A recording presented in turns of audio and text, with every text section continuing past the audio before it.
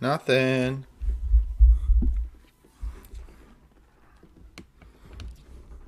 And good afternoon, everyone. Welcome to Get a Grip with Coach Elix. I'm your host, Coach Elix, and with me, my amazing co-host, Stephen Frederick is here. The medium is also here. He happens to be my amazing husband. And we're actually about to celebrate. We have a big anniversary tomorrow, don't we? I thought you said and an attorney and really handsome. I thought you were going to keep going, and then all of a sudden, that's it. Eventually, yeah. That's it. I'll say all of the above. You are all of the above, but most importantly, my husband, and tomorrow we have our April 8th celebration that will be 32 years, which is a major, major celebration for us. Yes. But tomorrow we celebrate the day we actually got married, March 15th. Yes. And we're very happy about that. So happy anniversary. Happy anniversary. Happy anniversary.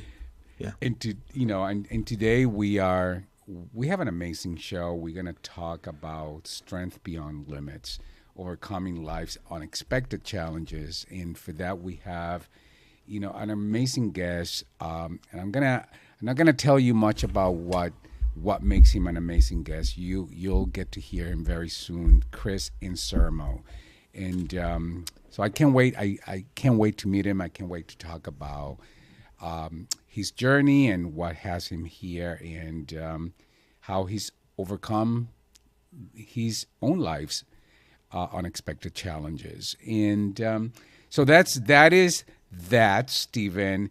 I also wanted to talk about last week we had a very unexpected change in our show. We were planning to do a show where it was going to be an open forum, but we did not realize that when we were having some work done in our kitchen, that some of the noise was going to be so freaking massive that neither you or I could not have gotten here, because all you guys would have heard would have been like bam, bam, bam, boom.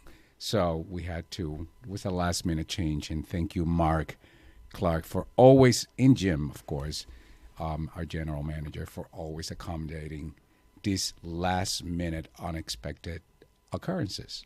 But here we are today. How lucky are we? How are you, Stephen? I'm just still stuck on the bam, bam. Like, I just think of the Flintstones, like pebbles Bam, and bam, bam. thank you, ma'am. Bam, bam, bam. No, that's not what I'm thinking of. Okay. No, not at all. Flintstones, bam, bam. But it was also not the kitchen. It's not just the kitchen. It was the bathroom downstairs. I think the bathroom is the one that was most disruptive, especially for you, because it's right below your office. And they were literally breaking the granite in pieces. So it was loud. It was But loud. The outcome is it looks fabulous. Yes. So we now have a brand new granite in the kitchen, brand new granite in the bathroom, and it looks amazing. So I'm very happy about that. Yes. But aside from that, Stephen, how are you and what is going on with you? Well, I'm just wonderful. Just wonderful. I am in the midst of teaching another one of my courses. So I think it's a 6-week course, and God, I think there's 2 left. So it goes by so fast. This course, though, is just pretty incredible. That we did an exercise of astral projecting, voluntarily astral projecting when you're actually leaving your body. It was amazing in the experiences, because every one of the participants, after we did it, all got to share what they felt and saw, and it blew me away. It just really blew me away. So I love teaching, and I love doing the courses on top of my normal readings and keeping busy with events and stuff. Of course, one of your number one fans, Phil from Canada, is actually just saying, it's amazing. They freaking love you. No matter what you do, it's wonderful. We love you. I love them. Phyllis, a shout out to Phyllis. We both and love Priscilla them. and Philomena. I'm only looking at Phyllis because she's on the online what you call it, the streamline Yes. part of the show. But anyways, Those are our Canadian friends. they are our Canadian friends. And Phyllis, stop it. Now she's saying you're a fabulous teacher. Thank you, Phyllis. Oh my God! Thank you. Listen, I'll be listening to this for the rest of the day. But I was gonna say to listeners, so when Steven says courses, he means a class, because I know people are listening and they're saying, "What? What do you mean? What is it that you're doing? A course is a class? It's not a class. I mean, there's 6 classes that make a course, right? No, seriously. I mean, I know, but your accent—that's what I mean. They can't understand what course is. Of course they can. People understand me. Well, people who've been around you, like me, and some other people like Mark, and your close friends, especially from Rhode Island, because they speak your language. Of course, they speak Rhode Island. Yeah. Exactly. Yeah, exactly. But Stephen, what else? What else is going on? What else is going on? Well, there's always a lot of stuff behind the scenes with you and me. And every time I go running, which is often, it's like I don't know, it's almost like it's the best place for me to connect. And it's weird because I'm actually running and I do cross trails, so I'm up and down hills around the cranberry bogs. And just a couple of days ago, today's Friday, so Wednesday, I think, I think it was Wednesday, I just got this wonderful idea. And then I spoke to you about, and I cannot wait to actually be able to announce that. But listen, I'm forgetting completely. Like, one of the biggest things is tonight. Tonight, my premiere of my episode on Doc Echo's Paranormal show airs tonight at 9:00. And where does it air? It airs on Paraflix Network. So it's Paraflix. And Matthew Kondracki, thank you. Shout out to Matthew. Yes. Yeah, he's the producer, the director. He's everything. This is his baby. This is his gig, and this is the season finale for season 1, I believe. So it's dropping tonight at 9:00. It's really cool too, because right before I came on the computer to get on to the radio show, Paraflix sent me a message, and they tagged me. They took a little clip, like a teaser or a reel of tonight's show. So I think, because it was like so close to getting on the show, I think I shared it on my reels on Instagram. So I'll have to check after the show's over to see if it's on, but it's really cool. That's awesome. Matthew is a super talented guy, and he puts on quite a show. And you and I got to preview the episode, and and it was fascinating. And I was there with you, so I experienced what happened firsthand. But watching it on TV was pretty awesome. So yeah. I'm very excited. Me too. To watch it again. Me too. It's going to be really, really terrific. So if you don't have a subscription for Paraflix, go get one. So you'll be able to not only see my episode, but you'll see the other episodes of Dark Echoes, as well as anything else on that streaming service, which Paraflix is, I think, pretty amazing. Yes. Listen, I also want to do a shout out to John, Saida, Krista, Julia, Jake, because we also had an amazing time with them last Sunday. Yes. So, shout out to all of them, because I know they're listening. And actually, Chris Anselmo, who is our guest today, is somebody that John actually knows and quite well, and worked with as well. So shout out to John and the entire family, and also Mama Saida, because she brought us her famous Irish bread. I was waiting for you to say that, or I was going to jump in, because that would not go over well if you didn't. Just saying. Her famous Irish bread, and I'm going to say, Stephen, it is to die for. I've had it yesterday for breakfast. I've had it today for breakfast, and it is amazing. Yeah, I'm not surprised. I'm not So, surprised. Stephen, what else is going on with you? What else? Well, I mean, besides the biggie of tonight's, Oh, I don't know what's going on, but maybe our producer is sending us a message that it may be time to for a break. Is that what it is, Mr. Clark? Because I am unsure. I have no idea. I have no idea. So, Oh, I think we may be off the air and we have to wait. I think, Elix.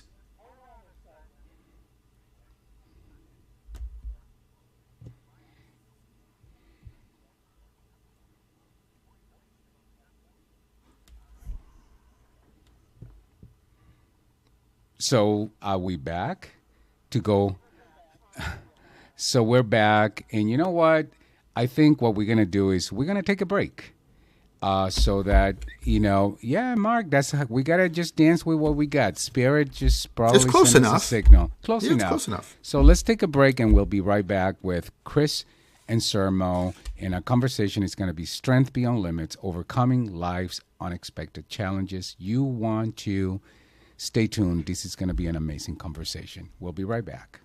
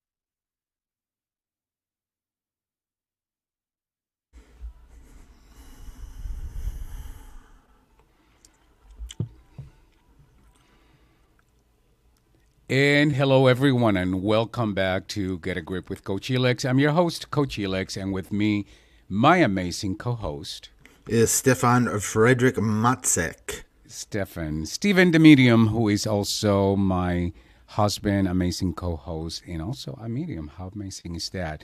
And today we're talking about strength beyond limits, overcoming life's unexpected challenges.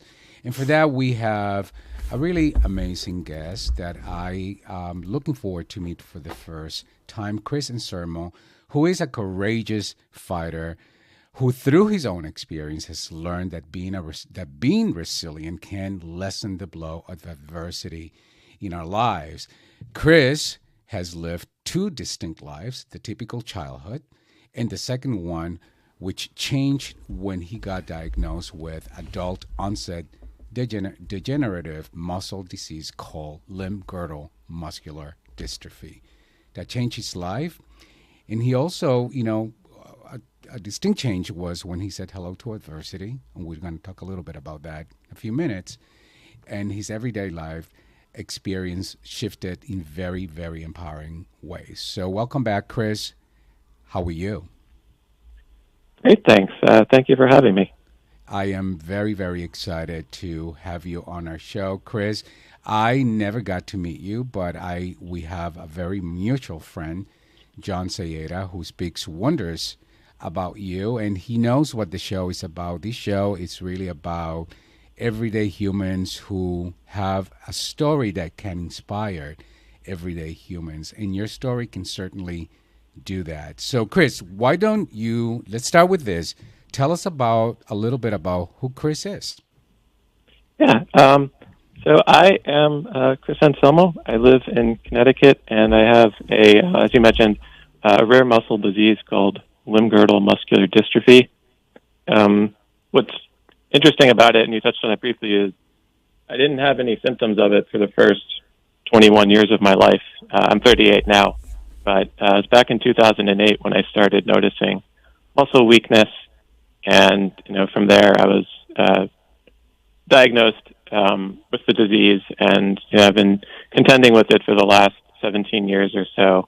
I was athletic growing up, and now I use a wheelchair today, and that's kind of obviously impacted and changed how I've viewed life over the last few years. And now I write a newsletter called Hello Adversity, which is kind of a reflection on my journey, what I've learned about specifically resilience and perseverance. And I went from somebody that was introverted and was mortally terrified of telling my story to somebody now that is comfortable telling my story, sharing my story with people that might be going through a similar type of challenge. And that's really become my life's work. And Chris, your diagnosis is called limb-girdle muscular dystrophy. Is that different than what we know as muscular dystrophy? Tell us a little bit about that specific diagnosis. That's a great question. So if you think about it, muscular dystrophy is sort of an umbrella term for a lot of different types of muscle diseases. Yes. I used to work actually at the Muscular Dystrophy Association, and we would say that there was, I think like more than 50 different types of muscular dystrophy, but each of those had dozens of different subtypes. And my particular type, limb-girdle, is very rare. It's, I believe, I don't remember the exact statistic, it's like 1 in 250,000. So it's incredibly rare. And I mean, all of the muscular dystrophies are rare, but there's a wide variance in the types of muscular dystrophies. Some, like myself, like the one I have, are not, thankfully, life-threatening, but they do impact my quality of life. There are other types that are much more severe that are life-threatening.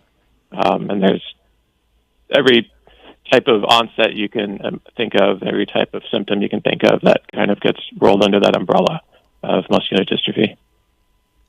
Wow, thank you for sharing that, Chris. I know you talked a little bit about Hello Adversity, so it would be safe to say that your diagnosis was the genesis of Hello Adversity. So why don't you tell our audience a little bit about what Hello Adversity is and how you came up with that name? Yeah, so I've been writing a blog for about 7 or 8 years about my experience, about my journey. But I was writing a lot about myself. I was getting kind of a little bit tired of just writing about, what was happening in my life. And I'd been wanting to, for many years, to share kind of some of the things that I had learned and to kind of take what I had learned and to be able to apply it to other people, to make it a little bit more audience-facing. And so a couple of years ago, I decided to start my newsletter called Hello Adversity as kind of a platform to do that, to share some of the different resilience strategies, some of the different mindset shifts, perspective shifts that have helped me on my journey. As for the name, it just came to me out of the blue. I mean, I'm usually terrible at naming things, whether it's naming an article or naming, a newsletter. But I was originally going to call it Goodbye Adversity. But then I'm like, well, adversity is something we always deal with, and that's not really realistic to say goodbye to it. So then I thought, okay, well, the opposite of that is hello. And I kind of thought of it in terms of like a sarcastic hello, like, oh, like, hello, adversity, you're here again, that kind of thing. And hello is also kind of a more optimistic way of taking on adversity to say, like, okay, it's a part of my life. It's always going to be here. I might as well make the best of it. And, I've been writing it for the last 2 years. I've probably written now, I think, close to like 150 posts. I'm still keeping at it, and I'm really enjoying the opportunity to meet others that have been impacted by adversity, to hear their stories, to really kind of clarify some of the things that I had learned but never really put into words, and to be able to make an impact doing that. Chris, even listening to you, it's just it's really empowering. I'm trying to look for the right word to say, because I'm just listening. I'm just so fascinated by how you've embraced this. And I love that you've embraced the word adversity, because oftentimes we don't want to. We fear what it is that we're dealing with, because the fear is also a way to sort of like control, as if we sometimes have control over the circumstances. So how have you learned to let go of controlling, if you will, the circumstances as you're going through and navigating these challenges in your life? That's a great question. Well, I started by doing all of the wrong things. Like what, for example? Yeah. So in the beginning, after my diagnosis, it might have been just denial, but I really was adamant that I was going to try to control the progression of the disease. So I, tried to exercise strategically, eat certain foods, take certain supplements, in the thought that it was something that I could do to actually stop this thing, only to realize that I couldn't stop it. I could slow it down a little bit, but I couldn't ultimately stop the progression of the disease. And when that finally hit home for me, the pendulum swung in the complete opposite direction. I'm like, oh my God, I can't control anything now. I don't know what actions I could take that could meaningfully improve my life. And I kind of fell into this funk for a few years where I just was kind of ambling around trying to figure out what actions I could take that could make a meaningful impact. And, once the dust settled, there was no epiphany, but I just started to separate out, okay, like these big things, disease, are out of my control. No matter how much I want to worry about it, no matter how much I want to control it, I can't. And I kind of had to just accept that. Whereas all the things that I could control that I've been neglecting, I started to take a closer look at, and I realized, okay, I may not be able to control the ultimate outcome of the disease, but I can at least take meaningful actions that can improve my life still. So, for example, working on my mindset, working on, my health, eating well, making sure that I went for even just a walk around the neighborhood, something where I could still be active even though I couldn't do hard exercise, focusing on my mental health, focusing on my peace of mind, but also, and really kind of the outgrowth of that, of what I'm doing today, is recognizing that I had a powerful story to tell. I didn't quite know how to use it at first, but a disease foundation that was working on my disease asked me to share my story. I never really put it into words before, and in doing that, I recognized that I actually really enjoyed writing. I really enjoyed speaking. I'd always feared public speaking, but in doing so, I recognized that, I really enjoyed it, that it was having an impact, and that I might be onto something in terms of what I might want to do as a career.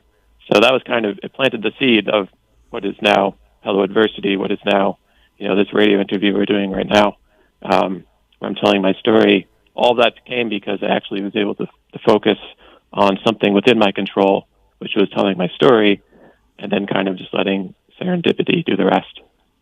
I love that, Chris. I'm sure our listeners, we all have adversity, right? So listening to you is a way to realize that oftentimes we complain about things that they're so small, relative speaking, to what somebody else is dealing with. But what advice would you have for anyone who's listening who may be dealing with adversity, perhaps the same, perhaps different, but they're holding on for dear life to controlling the circumstances? What advice would you have for them, given the benefits that you've gained from letting go and embracing the what's so for you? Yeah, it's hard to give universal advice in the sense that everybody's situation is different, but I find that, at least from my experience, it followed a progression, and perhaps this might be useful to listeners too. First of all, recognizing that, if you're struggling to let go of something, if you're struggling to let go of something you can't control, that it's not your fault, and you're not, there's nothing wrong with you because you might be having a hard time doing that. So I think giving yourself a break and recognizing its difficulty, but then getting to a place of acceptance takes time, and it takes, talking to someone, or even just writing out, seeing it visually, like separating out what you can and can't control, and then just anytime you find your mind drifting towards something you can't control, to kind of refer back to that list and be like, okay, like this is bothering me, but it is something I can't control. And over time, it doesn't necessarily become easy, but it becomes easier, where you really start to train your mind to recognize that, these thought patterns that you might be worrying about, or the things that you are dwelling on that are truly outside of your control, you can't impact. And then the last part would be to then really start to devote your time and energy towards the things you can control. Because I think sometimes, and I experience this too, when you're struggling to let go of something and you really want to control that thing, you kind of discount all the things you can control. And the actions don't seem that significant. They seem small. They seem, paltry. But I found that when you actually do focus on those things, whether it's, just changing yourself or just taking small actions that can make a difference in your, your inner circle, your family, your community, you can actually still accomplish quite a lot. And you're doing something that's meaningful, that's purposeful. And in doing so, you start to restore that balance where, the thing you can't control might still be difficult, but at least you start to see that the things that you are able to control, the things you are able to do matter, and they have a positive impact on your life. And over time, you kind of come to that place of acceptance where you're okay with, letting go of those things that are you can't impact, but also, becoming okay with the things that you are able to control, that you are taking action on. And his action really, I've found, is, I don't want to say it's a cure-all by any stretch, but it's something that can really make you feel better. And it's not one of those people that just, I'm like an excessive ruminator, or I just think about things incessantly. But I find that when I do take action, even if it's something small, I feel a lot better about things. I feel more in control. I feel that my sense of agency return. And, that kind of builds its own momentum, where you take one action, you feel more empowered to take another action, then all of a sudden new opportunities might open up for you that you might not have recognized otherwise. And it starts a really nice virtuous cycle of just, you begin to build positive momentum and take a little bit of focus off of those things that no matter how hard you try, you just are not able to control. Wonderful, Chris. And listen, what I'm hearing you say is really a powerful nugget for any of our listeners. You may not control the circumstances, but you can always, always, always control how you respond to the circumstances, and how, being the source of how those circumstances occur to you. And that is a super powerful, tip for anyone who is listening. Having said that, Chris, one of the things I actually have to control right now is the fact that we need to take a small commercial break. So hang in there with us. We have plenty more questions. I'm sure Stephen can wait to dive in and ask you some questions. Hang in there. We'll be right back.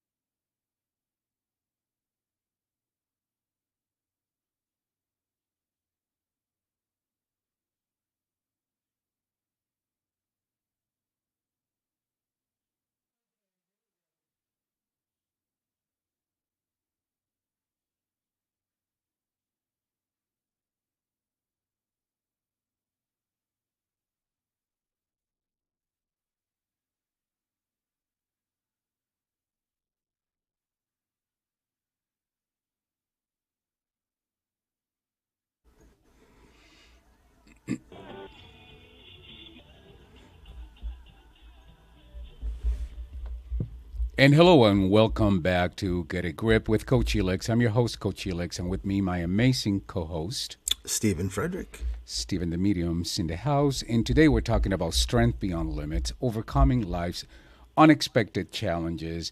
And we have an amazing guest, Chris Ansermo, a courageous fighter who, through his own experience of being diagnosed with limb-girdle muscular dystrophy, has learned that being resilient can lessen the blow of adversity in our lives. Welcome back, Chris. Good to be here. Thank you. And Stephen, I know you have a question, so go ahead. Chris, it's really, really nice to meet you. I'm so glad you're here. And I love Hello Adversity. I wrote a book, my first book, called The Suicide Gift. And, everyone says those two words don't go together, and that's why I love it. And it's the same thing from my perspective, Hello Adversity. I absolutely love it. I think it's genius and it's creative, and it just, you listen to it and you just want to know who's behind the curtain writing Hello Adversity. But I wanted to also find out what's your life like now? Who are your tribe? Like what makes up your tribe? You have family, do you have siblings, do you have spouse, do you have, just curious what that's like. Yeah. Currently, I'm living in Connecticut with my parents. I moved back. I'd been living in Boston I went to college in Boston, lived there for 12 years, and then moved back a few years ago here in Connecticut.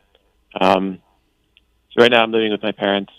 I have an older sister, and I have a really supportive network of family and friends from pretty much many different realms of my life.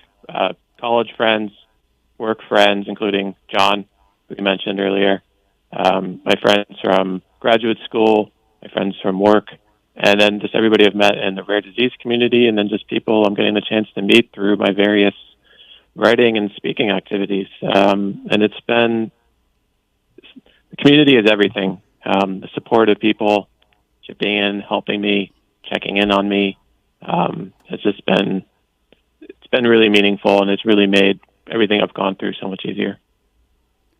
Wow. John, also, let me ask you a follow-up to that. How important is it for you to create a circle of courage around you? It's incredibly important. I think, I'm not someone that naturally is good at asking for help. I don't know if everybody is, but I've had to learn how to do that, how to, admit my limitations and just things that I can no longer do anymore, both physically and emotionally, needing some help with just processing everything that's happened to me. But I've also found that it flows the other way.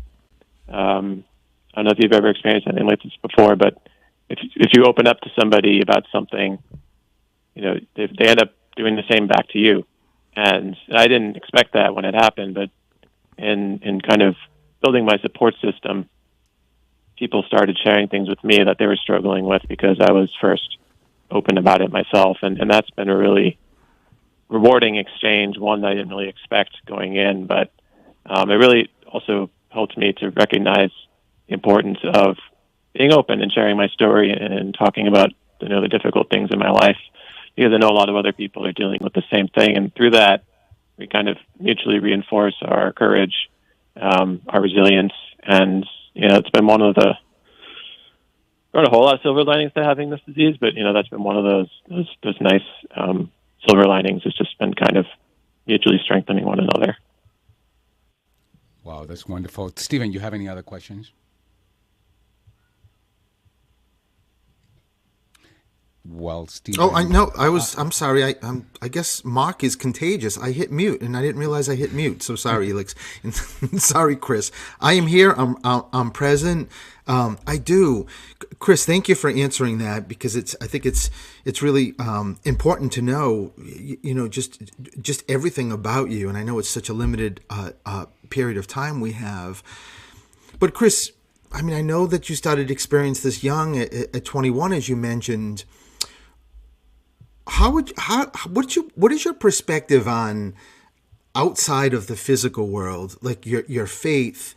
or the spirit world from prior to this to now, or has there been a change? Is your perspective different when you sort of look at the way this journey has completely changed for you, and sort of looking not just through the five senses, but sort of multisensory, using that in to sort of look at the like a different perspective?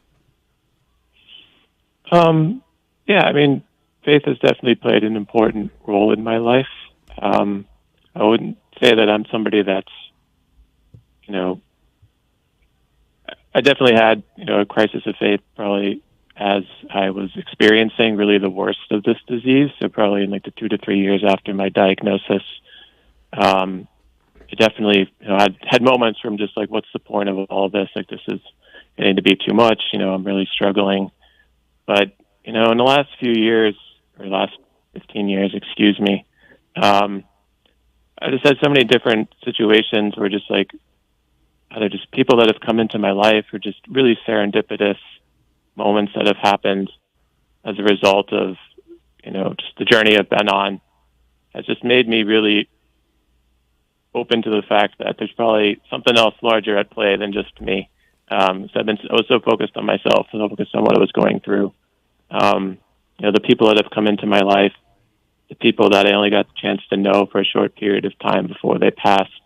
I worked with somebody that really changed the trajectory of my life, but I only got to know her for a couple of years before she passed away from cancer.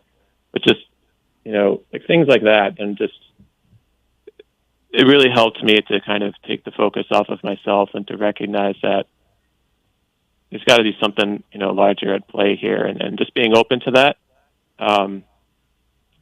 has been a really big plus of, again, another silver lining of having this disease is just making me less so focused and reliant on myself, and being more open and present to, the people around me, to, my faith, and to just accept that, this ride I'm on, that, it may not be easy, but there's something meaningful happening, and I just need to kind of let it play out and see how it goes. And that's another part of the control aspect you were talking about earlier, and learning to kind of let go of the control of the things that I just can't control in terms of the disease, of just learning to accept that, okay, this might not be easy, but there might be something going on here, and I just need to continue to show up every day to be my best self, and to just see how this journey unfolds.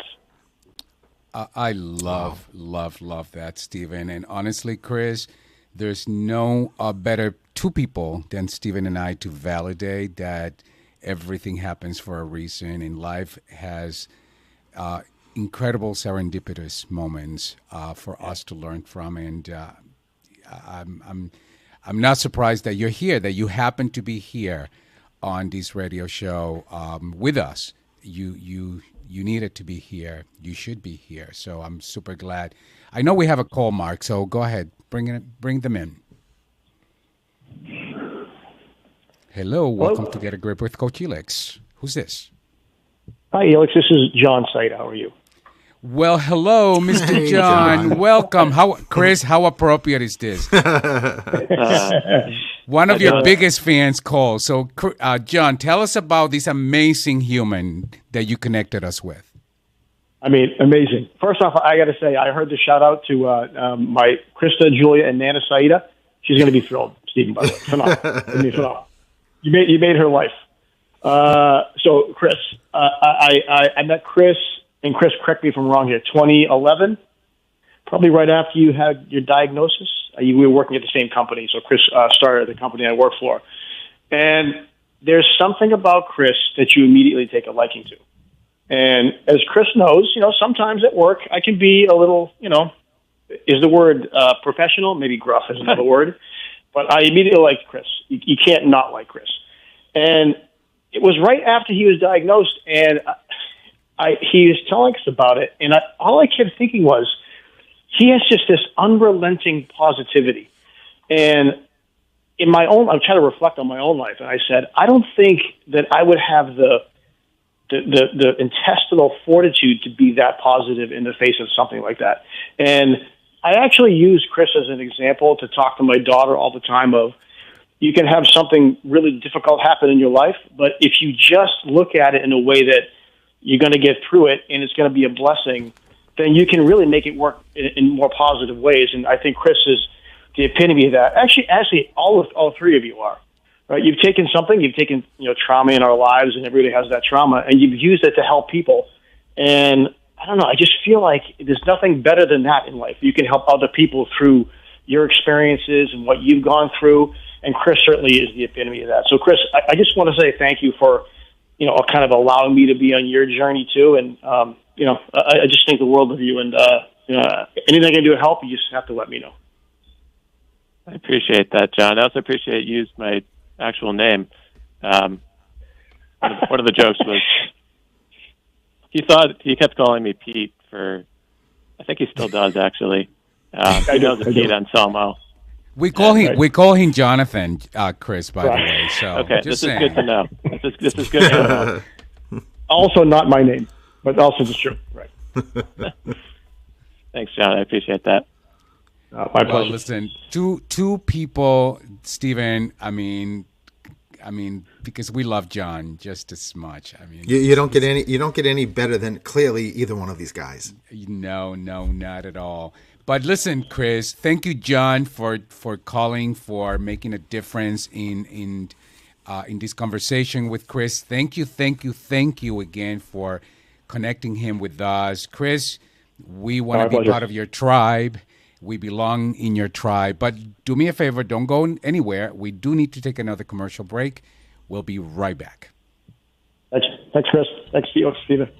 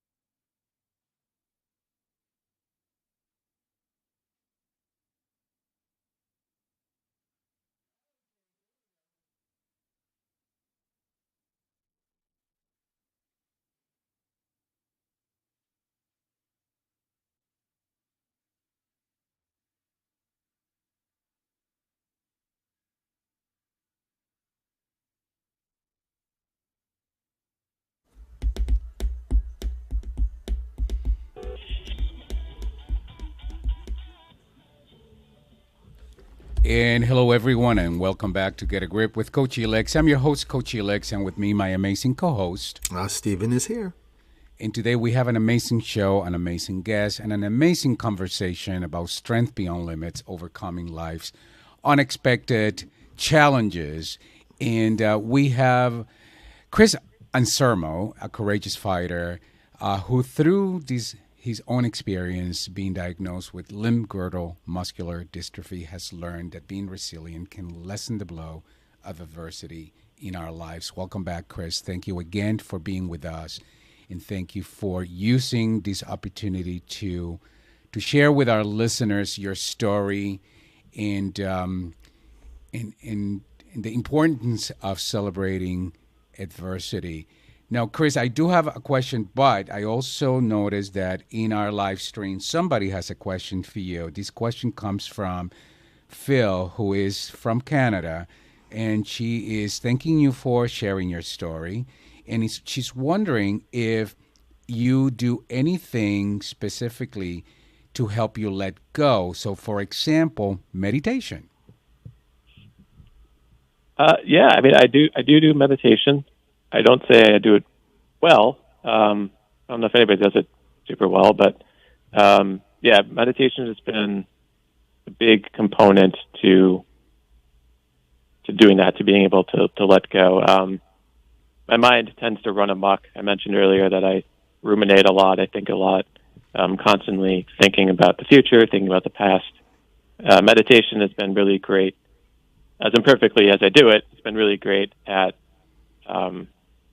learning to quiet my mind, to be more present. And the more I'm able to do that, the better off I feel, the better off I perform. Yeah, meditation has been an instrumental part of my toolkit, of the various resilience strategies that have helped me. Another one is just kind of similar to that, is just kind of, as thoughts are going through my head, to kind of just capture them in the moment and be like, okay, is this actually helping me? Is this useful? Is this not useful? Is this an example of, excessive rumination?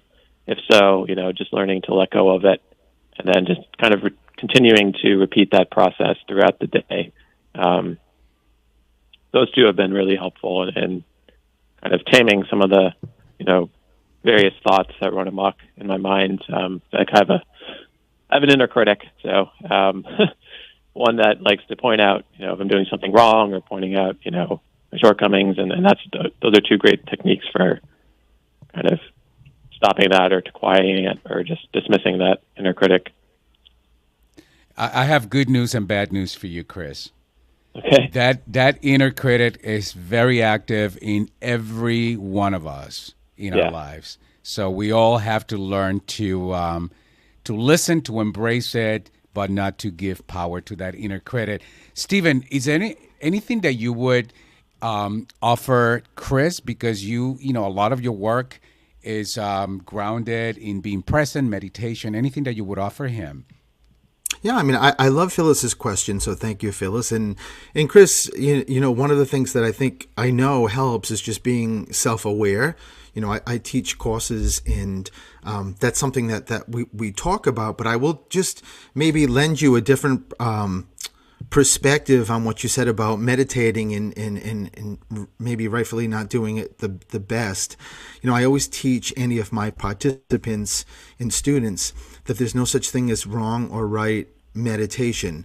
If you just meditate and close your eyes for a minute, you meditated, and that's a great thing, and it's a great thing for you. So there's no right or wrong. What you've done and how you've catered it to yourself clearly is helping, which I love, and I love that you're doing that. But I also have just a very quick question about, I can't imagine the number of people that you have impacted, since you, with your blog and speaking. Have you experienced people that have any kind of adversity, maybe just accomplishing something, and sort of like what you said about when you open up, it really lends to have people open up to you. Have you had incidents where people or individual has sent you something saying, I accomplished this because you motivated me, or I heard you talk, and just are very excited about what they've done? Yeah, one that comes to mind, a couple of situations. One, someone had heard me talk about my experience with going to business school. This was about 10 years ago. At this point, I was having symptoms. I wasn't sure if I was able to do it. I was able to do it. And then I gave a presentation on that topic, how I made it work. And then I found out, a few months later that somebody who had the same disease as me, I guess that was the tipping point for her to decide to pursue a graduate degree. And I think she since graduated. So, yeah, that was definitely rewarding. Another situation, actually, before business school, when I was working at the company that John and I worked at, we had a work function, and people were, by that point, I was just starting to share my story at that point. So I think somebody had read a blog post that I had written, and I won't go into the details. I don't want to mention who the person is, but they were deeply moved by it, and shared that they had their own health challenges that they weren't super comfortable sharing with people, but reading that made them feel less alone. So I've had lots of little anecdotes like that, but that totally validates why I'm doing what I'm doing, because I don't do any of this necessarily to toot my own horn. I don't do it to, I'm not a big self-promotion person in terms of myself.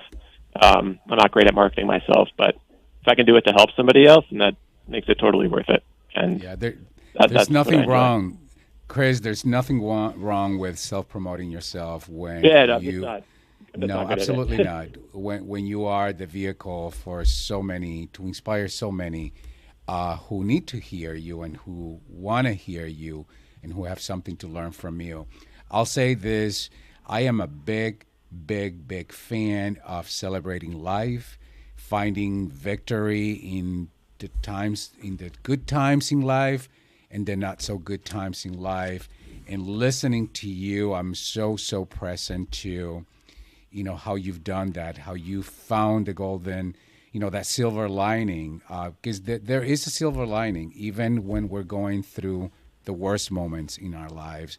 And I'm so very thankful that John created this opportunity for us to get to meet you and to provide you with a vehicle through the show for you to share your experience with our listeners. I know for a fact that people are walking away having gained a great deal of insight from just listening to you. So thank you for being here with us. Thank you for sharing your time and your attention so generously and so beautifully with us. Having said that, Chris, is there a way people who want to follow you, people who want to learn more about you, people who want to be in touch with you, is there a way for them to connect with you? Yeah. First of all, thank you so much for having me. I really appreciated this opportunity. In terms of connecting with me, there's my newsletter, which is Hello Adversity. It's helloadversity.substack.com. They also could, I don't use social media too much, but I have an Instagram account for Hello Adversity, which is at hello_adversity. I'd say those are the two best ways to stay in touch with me. Beautiful. So find Hello Adversity on social media, or just Google Hello Adversity, and I know Chris Anselmo is going to show up. Stephen, any last-minute words for Chris? No, just Chris, thank you for doing this. This is going to be, I'm sure, helpful for so many people that are going to listen to this. Thank you so much. I appreciate both of your questions and the opportunity to share my story with your audience.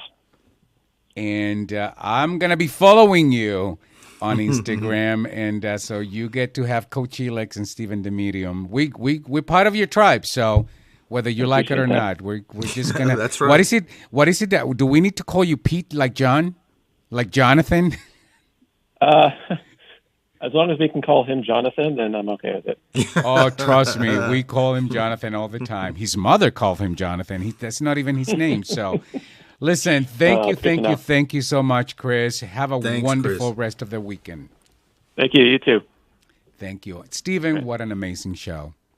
I mean, it just, I think John, when he called in, summed this up.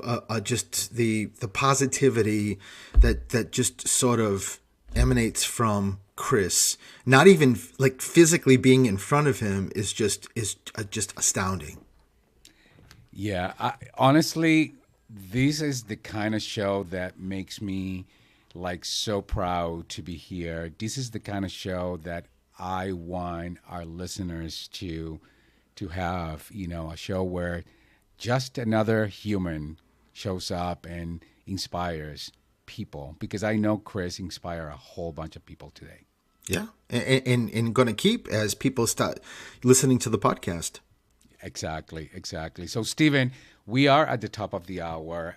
Tell us where people can get a hold of you. Me? Is the spotlight's on me? I'm not really good at that. Yeah, Mark, that's hard to believe. Stephen the Medium, across everything. My website, social media, just type in Stephen the Medium, and again, I just pop up. My head comes right out of your laptop and says hi, and goes right back in. And you can find me at Coach Elix anywhere on social media. So if you're not following me, you better start thinking about following me. And next week, I believe we are, I don't know, I can't even think. We're not at the end of the month yet. So I know I believe we have another guest next week. And then we have Stephen's show at the end of the month again. So shout out to our producer, Mark Clark, who has his show, Mark's Jukebox, starting right about now. And a shout out to the entire staff at WARA 1320 for always being so supportive of both of us. Thank you, everyone, and have a wonderful weekend. Bye-bye.